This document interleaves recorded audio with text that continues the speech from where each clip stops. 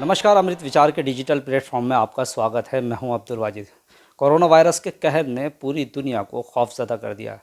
चीन के वुहान शहर से निकला कोविड-19 चीन के बाद अमेरिका, इटली और फ्रांस जैसे मुल्कों को खौफजदा कर चुका है, जिसने भारत में भी अपने पांव पसारना शुरू कर दिए। बच्चे हों या बूढ़े, जवान, महिला या पुरुष, सब पूछ रहे हैं कोविड-19 कोरोना वायरस आखिर है क्या। सुबह टीवी स्टार्ट कीजिए तो corona virus, WhatsApp university start कीजिए तो कोरोना वायरस, सोशल मीडिया पर जितने भी लोग हैं ज़्यादातर यही कि कोरोना वायरस है क्या। इसी को जानने के लिए हम मुरादाबाद के प्रसिद्ध डॉक्टर फिजिशियन सीपी सिंह साहब के पास हैं। आइए जानते हैं। डॉक्टर साहब, सबसे पहले तो कोरोना वायरस आखिर है क्या? कोरोना वायरस एक ग्रुप ऑफ फैमिलीज़ है जिसमें कि कई वायरस आते हैं और उस ग्रुप में ये सबसे ज़्यादा इन्फेक्टिव वायरस है, सबसे ज़्यादा खतरनाक वायरस है और सबसे ज़्यादा जानलेवा वायरस है। इसका इन्फेक्शन अमूमन सामने खांसने से, छींकने से, इन्फेक्टिव सतह को छूने से और छुए हुए हाथ से फिर अपना मुंह, नाक, कान छूने से हो सकता है। यही इसके फैलने का तरीका है। इसमें जो भी मरीज़ हैं जिनको भी इन्फेक्शन होता है, शुरू में कुछ भी एहसास नहीं होता है। यही इस बीमारी की सबसे ख़राब और अहम बात है कि शुरू के अमूमन 5-6 दिन तक उसको पता भी नहीं होता और वो बीमारी फैलाता रहता है। इसको इंक्यूबेशन पीरियड हम बोलते हैं, जिस दौरान बीमारी सामने नहीं आती है लेकिन बीमारी पनप रही होती है शरीर के अंदर। इंक्यूबेशन पीरियड 3 दिन से लेकर 14 दिन तक हो सकता है। अमूमन 5 से 7 दिन का होता है, यानी जो लक्षण हैं अमूमन 5 से 7 दिन में अपीयर हो जाते हैं और जो बीमारी का मरीज एहसास करने लगता है। बीमारी के लक्षणों में जो सबसे अहम होते हैं वो फ्लू वाले लक्षण होते हैं, जैसे बुखार है, बदन दर्द है, खांसी है, स्पेशली ड्राई खांसी होती है, सूखी खांसी होती है। जैसे जैसे बीमारी बढ़ती है लक्षण और गंभीर रूप लेने लगते हैं। जब बीमारी के 6वें 7वें दिन लक्षण बहुत गंभीर होने लगते हैं, खांसी बढ़ने लगती है, सांस में तकलीफ बढ़ने लगती है, खांसी में खून आने लगता है, मरीज़ के पेट में दर्द से दस्त होने लगते हैं, मरीज़ गफलत में जाने लगता है, उसका बीपी लो होने लगता है, गुर्दे और किडनी और लीवर ख़राब होने लगते हैं। ये सारे लक्षण लेट आते हैं जो कि जानलेवा साबित होते हैं। लेकिन ये बीमारी उतनी ज़्यादा खतरनाक भी नहीं है देखा जाए तो, क्योंकि इसमें डेथ रेट काफ़ी कम है।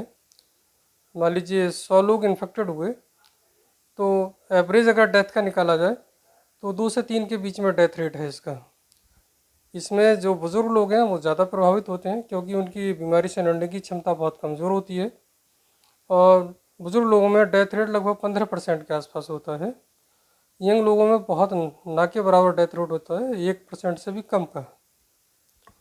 यही एक सवाल लेना चाहूँगा डॉक्टर साहब। जिस तरह से मौसम बदल रहा है, खांसी अमूमन होना, बुखार का आना, तो लोग खौफज़दा हैं, कहीं मुझे कोरोना वायरस तो नहीं हो गया।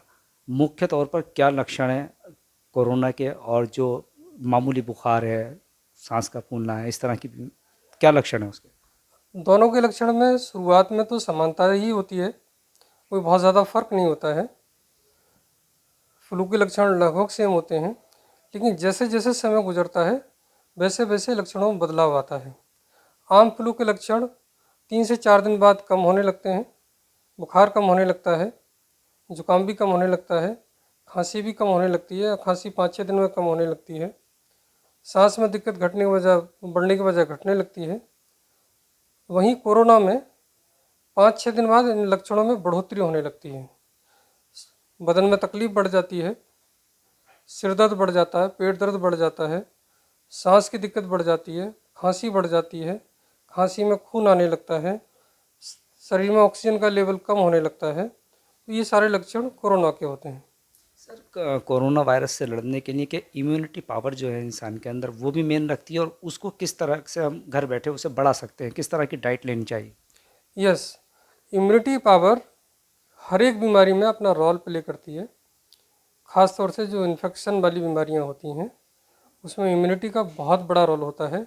इसलिए हम देख रहे हैं जो बुज़ुर्ग लोग हैं हमारे उससे ज़्यादा प्रभावित हो रहे हैं, क्योंकि उनकी इम्यूनिटी बहुत कम होती है बॉडी की। जैसे जैसे उम्र बढ़ती है बॉडी की इम्यूनिटी कम होती चली जाती है एज के अकॉर्डिंग, कुछ बीमारियों की वजह से। जैसे किसी को साथ में शुगर भी है, शुगर बॉडी की इम्यूनिटी को कम करती है।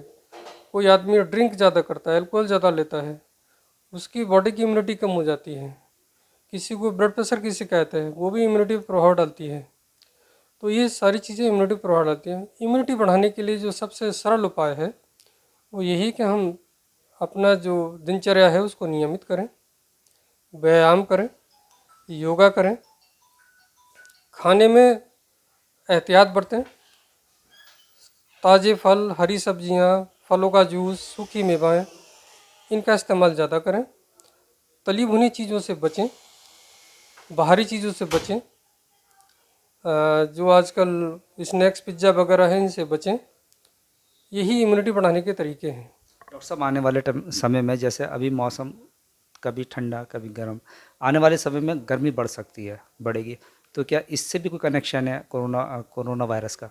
हाँ, अभी तक जो रिपोर्ट्स आ रही हैं, जो रिसर्च में सामने बात आ रही है, उसमें यही निकल के आ रहा है कि कोरोना वायरस जो ज़्यादा तापमान में ज़्यादा टाइम सस्टेन नहीं करता है। तो जहाँ तापमान का लेवल ज़्यादा है वहाँ इसका प्रभाव कम देखा गया है, और जहाँ तापमान का लेवल कम है, जैसे अमेरिका है या इटली है या फ्रांस है, जहाँ का एवरेज तापमान भी इस समय 12-13 डिग्री का है, वहाँ इसका प्रभाव ज़्यादा देखा गया है। डॉक्टर साहब, एक सवाल और लूँगा। जिस तरह से सैनिटाइज करने की बात बार बार कही जा रही है, किस तरह से सैनिटाइज करें, और दूसरा मास्क किन लोगों को लगाना ज़्यादा ज़रूरी है, क्योंकि सैनिटाइज़र की और मास्क की दोनों की मार्केट में कमी दिखाई दे रही है। यदि आप घर पर हैं,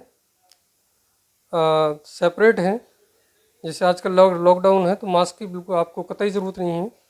मास्क की तभी ज़रूरत है या तो आप किसी ऐसे व्यक्ति के संपर्क में आते हैं जिसको खांसी बुखार है या आपको भीड़ में जाना पड़ जाए, तभी मास्क का इस्तेमाल करें, अदरवाइज नहीं। डॉक्टर साहब, फर्स्ट स्टेज, सेकंड स्टेज और थर्ड स्टेज क्या कहलाती है? अभी हम सेकंड स्टेज में हैं। फर्स्ट स्टेज तो वो होती है जो लोग कांटेक्ट लेके आते हैं। जैसे हमारे कुछ लोग चाइना से आए, वो वहाँ से बीमारी लेके आए, वो फर्स्ट स्टेज है।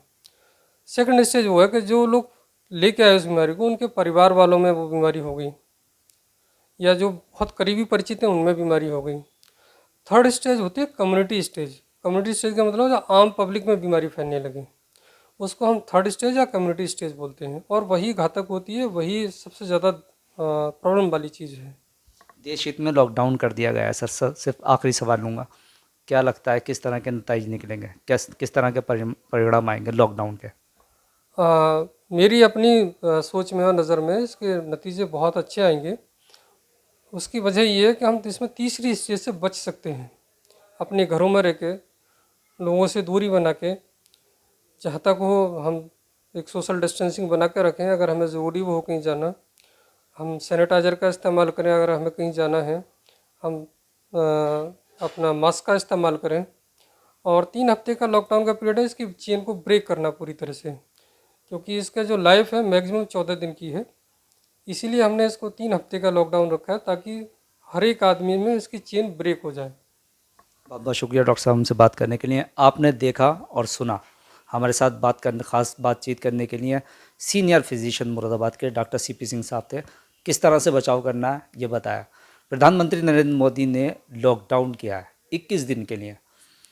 हमें जंग लड़नी है सेना बनकर, बॉर्डर पर नहीं, अपने घर पर रहना है, और जो लक्ष्मण रेखा जो बताई है प्रधानमंत्री जी ने, उसे नहीं लांघना है। तो कहीं ना कहीं आने वाले समय में इसके परिणाम अच्छे आएंगे, और कोरोना वायरस जैसी गंभीर बीमारी से डरने की ज़रूरत नहीं है, सिर्फ बचाव की ज़रूरत है। कैमरा पर्सन पीयूष शर्मा के साथ अब्दुल वाजिद, अमृत विचार, मुरादाबाद।